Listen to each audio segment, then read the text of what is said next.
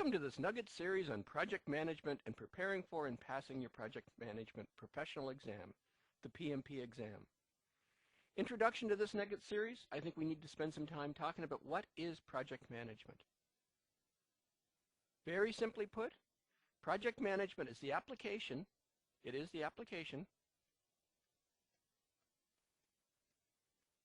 of the skills and the methods of project management that's going to allow you to deliver projects that are on time, on budget, and to specification. Sounds simple enough, doesn't it? Well, it is and it isn't. What is project management? Again, it's the application. It's not just the knowledge. You are not a successful project manager. You're not going to pass your PMP if all you have is book-learned knowledge. Project management is all about the application, putting the skills and the methods to work to ensure that your projects deliver on time, on budget, to specification. And as I said, it really is simple. You manage projects every day. Each and every one of you listening to this Nugget series manage projects on a daily basis. Let's look at a project.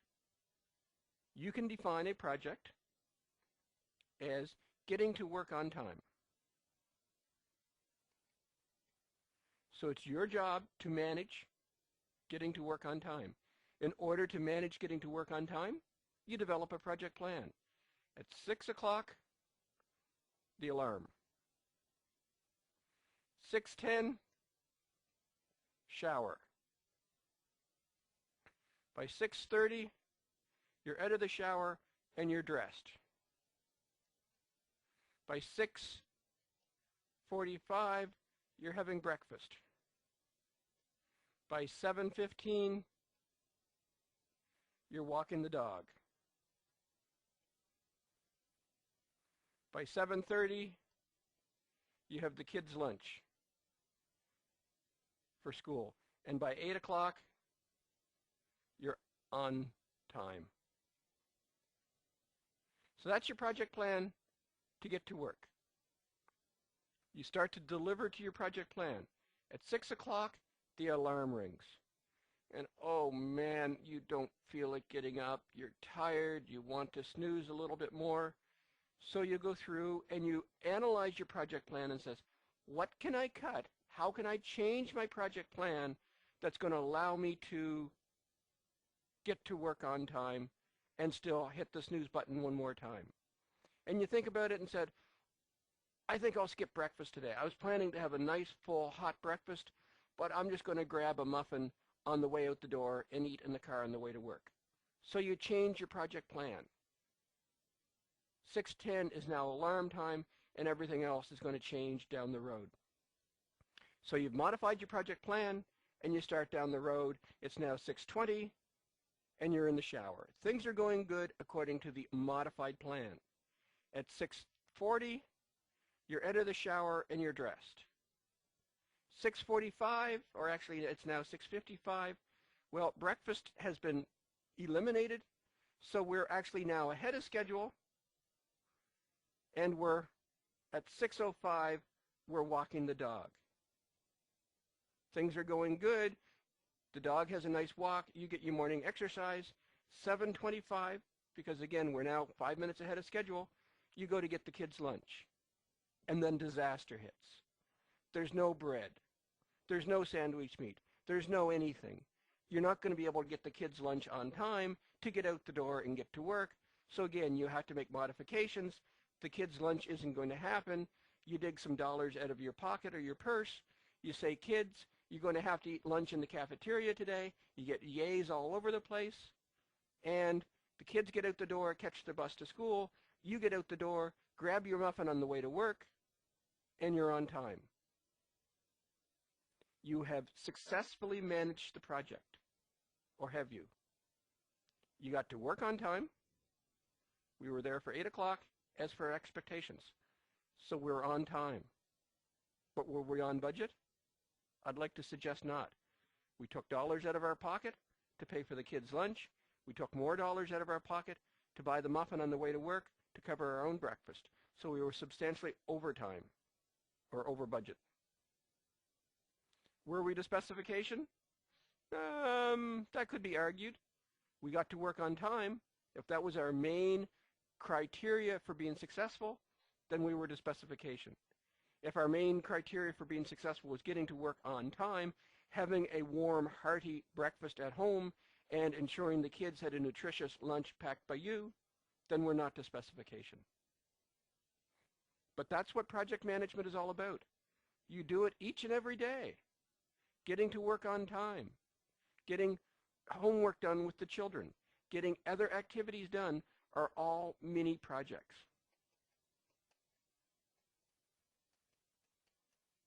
The big difference between these mini projects and large complex projects that you're going to take on in the work environment is the size and the magnitude, the amount of tasks required in the project plan.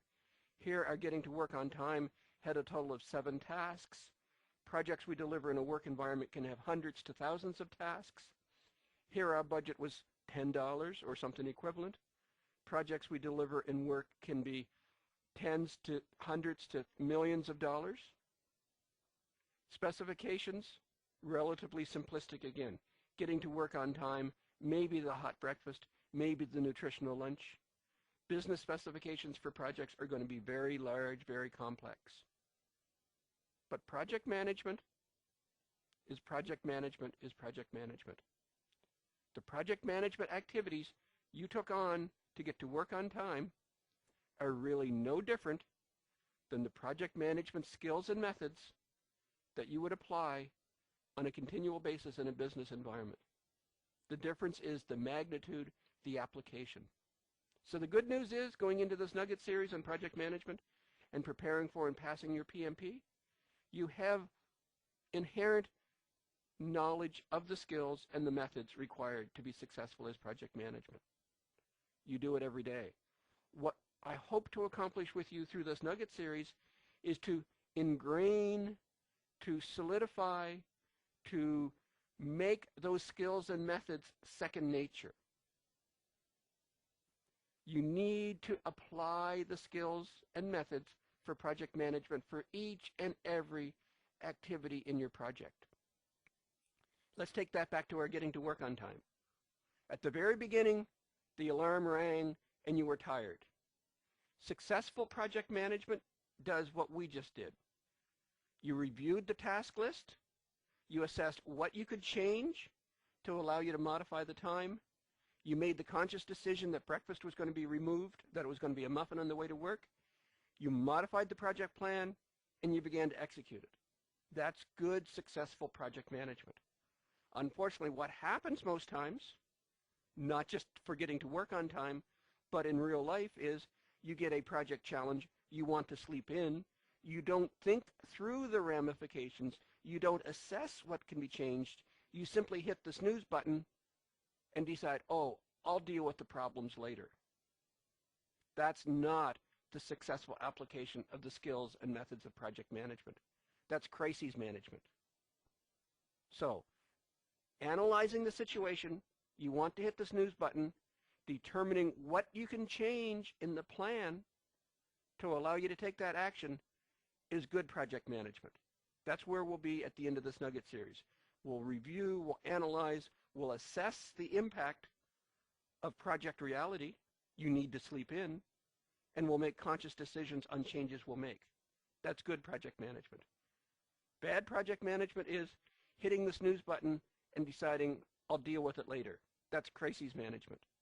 By the end of the Nugget series, I'm hopeful, I expect, I believe, you won't be doing crises management. You'll be doing successful project management day in, day out, in your private life, getting to work on time, and in your professional life, delivering projects successfully for your company. So what is a project? If we're focused on defining project management is focused on a project. Projects are very unique. Projects are very special. Projects are not ongoing operations in a company. Projects are not receiving orders from customers and shipping product. Projects are not routine maintenance, managing the finances for the company. Projects are special. The main definition of projects can be summed up in these 4 areas. A project is temporary. A project is taken on, achieves its purpose, and then is eliminated. Temporary is a relative term. Projects can be getting to work on time, which was 1.5 hours. Projects can be 5 days long. Projects can be 6 months long. Projects can be 6 years long, such as very large, very complex construction projects. But they're still temporary. They've been taken on to achieve a purpose, 6 years for a major construction project, and then it goes away. Projects have an absolute defined purpose. Projects result in a final result that has a purpose. Getting to work on time, something, achieving a new system for your company, building a new construction project, a new highway, the big dig, putting tunnels under the city of Boston. Very defined purpose.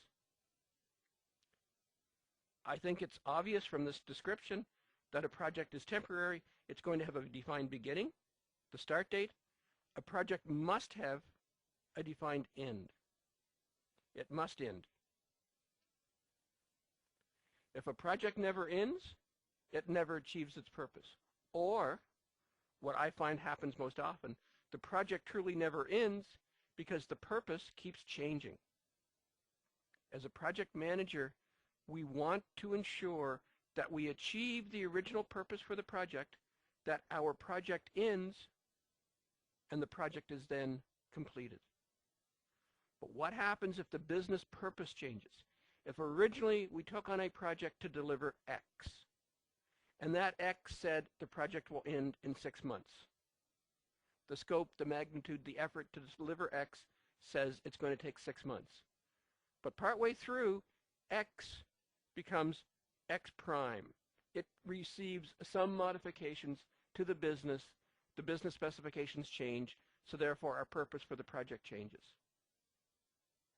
When we get a change in the purpose, the project's end date must change.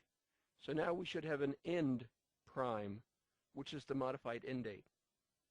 A little later into our project, X becomes X, if there's such a thing as X double prime. And then it becomes Y. And then it becomes Z or Z. As the project changes, one of 2 things must happen. One is the end date must keep changing to reflect the changing in the business purpose. Or what I would like to suggest we need to do is we try to meet the original end date, and we deliver a project that satisfies the original X. And then we start what I call project phase 2. And with phase 2, we satisfy X prime. And phase 2 has a begin and an end. And then we start phase 3, which satisfies X double prime. And then we start phase 4, which satisfies the Z requirements. Why do I distinguish? Why do I suggest we should be initiating new projects for every significant change in the project's purpose? It allows us to achieve the original end date, which means phase 1 implemented X in 6 months. By implementing X in 6 months, the business is going to achieve some benefit. X is now in place. The original business purpose for which the project was undertaken, that X satisfies, is now in place, and the business is getting benefits. We then start a new project called phase 2 to deliver X prime, and 2 months later, so a total of 8 months, X prime is delivered, and more business functionality, more business benefit is delivered to our company, and on through X double prime and Y and Z and so on and so on. The net of it is, by the time we're all done, maybe 24 months have passed, and all of this business requirements have been satisfied. How is that different than simply letting the project grow and eventually coming to a 24-month termination over here, by not trying to achieve the original end date, by not trying to satisfy the original purpose for the project, nothing is implemented. The project just keeps going on and on and on and on and on. No implementation, no business benefit, nothing is satisfied. The business doesn't get any benefit until final implementation, final conclusion 24 months later, where with trying to stick to the original purpose, the original method, the original end date, we get some functionality, not complete, I realize that, but some functionality, some business benefit happens in 6 months. More business benefit happens 2 months later at 8 months, and so on and so on. So we get incremental benefit, we allow the project to begin and end, and the business achieves benefit. The business sees purpose, the business sees closure, and the project sees purpose, the project sees closure. And the perception is something was delivered. This is truly a project that delivers, satisfies results, and then goes on and satisfies more requirements and more requirements. The perception is the project completed, benefits were realized, as opposed to this scenario, which is the traditional scenario for projects, and this is the project that never ends. It just goes on and on, my friend, and the business begins to get disheartened. Is this ever going to end? Am I ever going to get benefits? And so on. So where possible, try to deliver your projects to the original purpose. Try to achieve the original beginning and end dates for your project, even if it means that you're launching phase 2 and phase 3 and phase 4 for subsequent add-on functionality. Our last definition to a project is it requires human and other resources. Because it's temporary, you need to ensure that you have provided to you the human, the team, and the other resources, the materials, the supplies, the equipment that you need to deliver your project. You can't deliver the project alone. Project managers are not the only components to a project. You need the team, you need the other resources, the equipment, the supplies to deliver the project. And because the project is temporary, because it is an end date, you must have processes in place to return the team members, to return the equipment and the resources and the materials back to the corporate asset pool at the end of the project, so that those assets, those resources, those pieces of equipment can be redeployed and reused for other projects, for other activities in the company. So that's what a project is. It's temporary. It has an absolute purpose. We need to stick to achieving beginning and end dates, and we need to ensure that we have the appropriate resources, the team, and the equipment to satisfy our project, and that the team and the resources are returned to the corporate asset pool at the beginning, as opposed to what I've seen happens at times. The assets simply were allocated to the project, and then they begin to sit on desks, under desks, on bookshelves, and become dusty because somebody says, oh, that used to be used by Steve's project 3 years ago. I don't know if they still need it or not, but I better not touch it just in case. You need to ensure you have the process in place to return the assets, to get them off of the bookshelves, to allow someone else in your organization to begin to use those assets. Obviously, we all want to be successful as project managers. We want all of our projects to be a success. There's been a lot of research done, a lot of reports written on what the key success factors for projects are going to be. And these are the generally defined, generally well-respected success criteria for a project. In order for a project to be successful, it absolutely needs a well-defined scope. We need to know what it is. We need to understand the purpose. It must be clearly and succinctly defined so that the project can be initiated and can deliver and satisfy the purpose, the scope. If the scope is not well defined, the project definition will not be well defined. The next key success factor identified is the project must have a sponsor. The project must have someone in the business with the need, with the power, with the authority,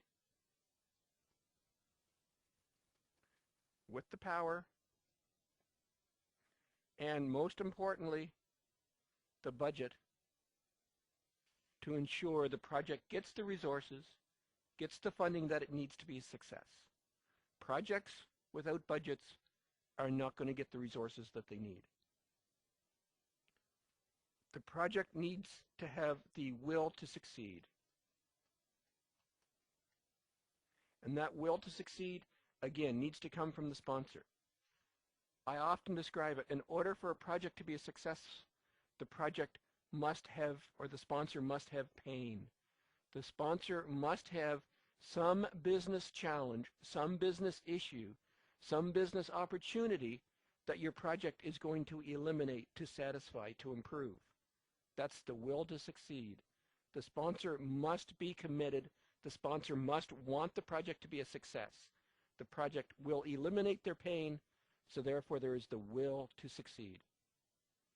With these actions in place, we need formal approval.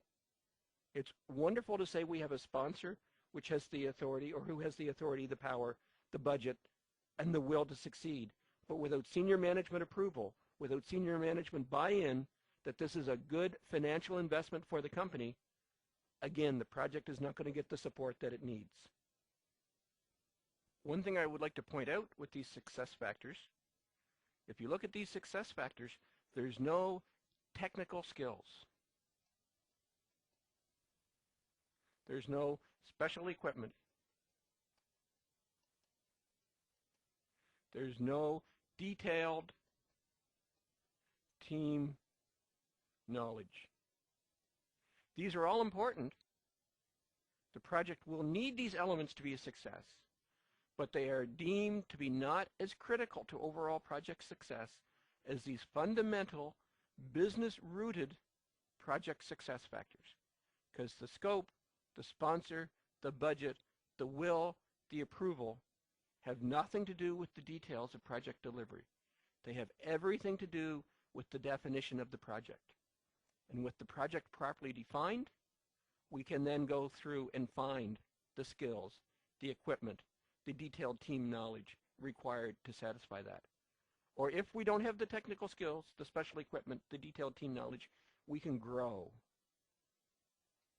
We can train. We can buy.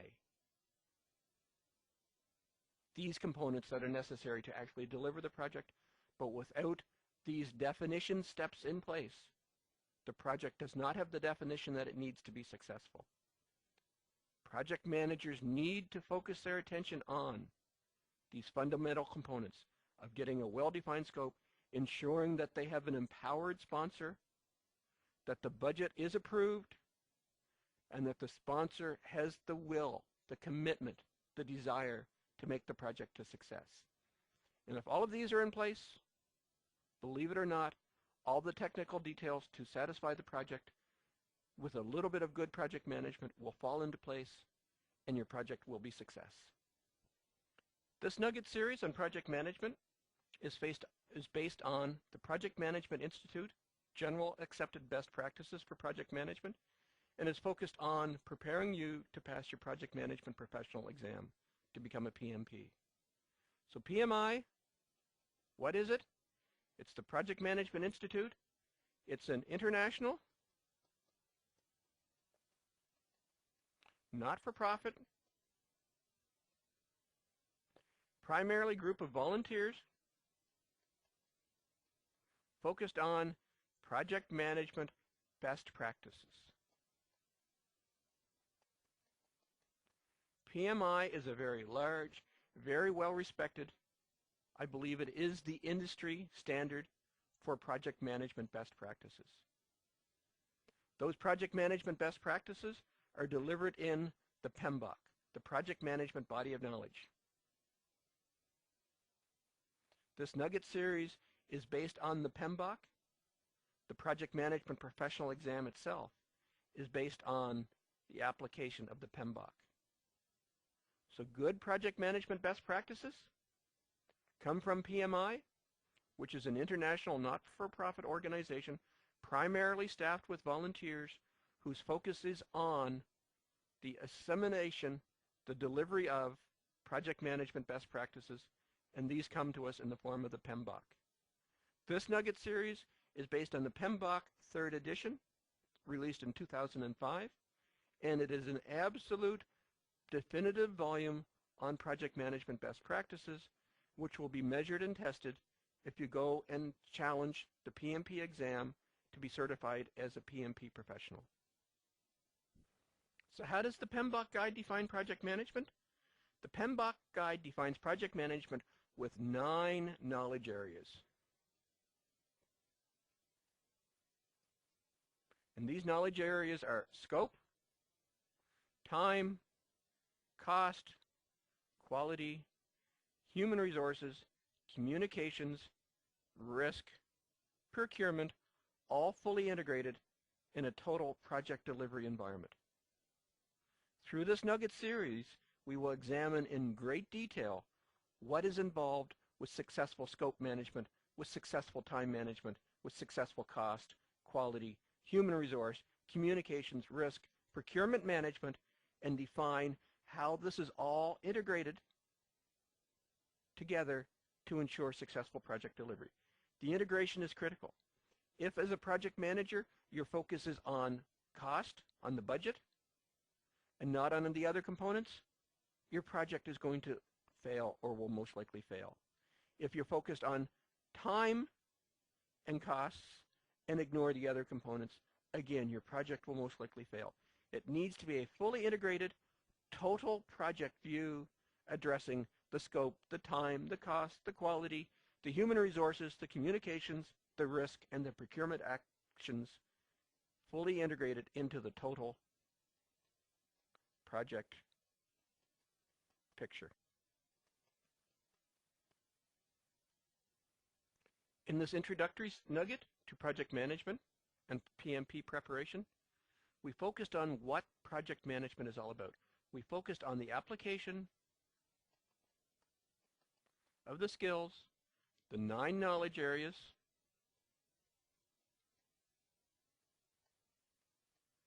defined in the PMBOK guide,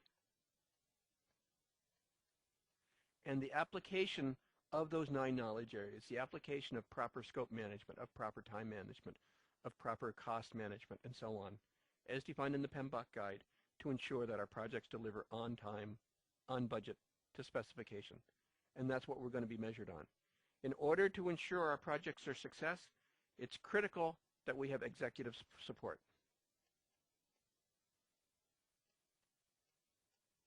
Without the properly empowered sponsor, without the approval from senior management, without the budget approval from senior management, the business involvement is not going to be there and the project is not going to be a success.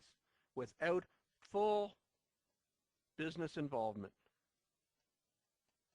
the project is being delivered to satisfy a specific business requirement. We need full business involvement to ensure that the results of the project are truly going to satisfy their requirements. We need to understand the application of good project management skill sets. And finally, we need to have well-defined requirements.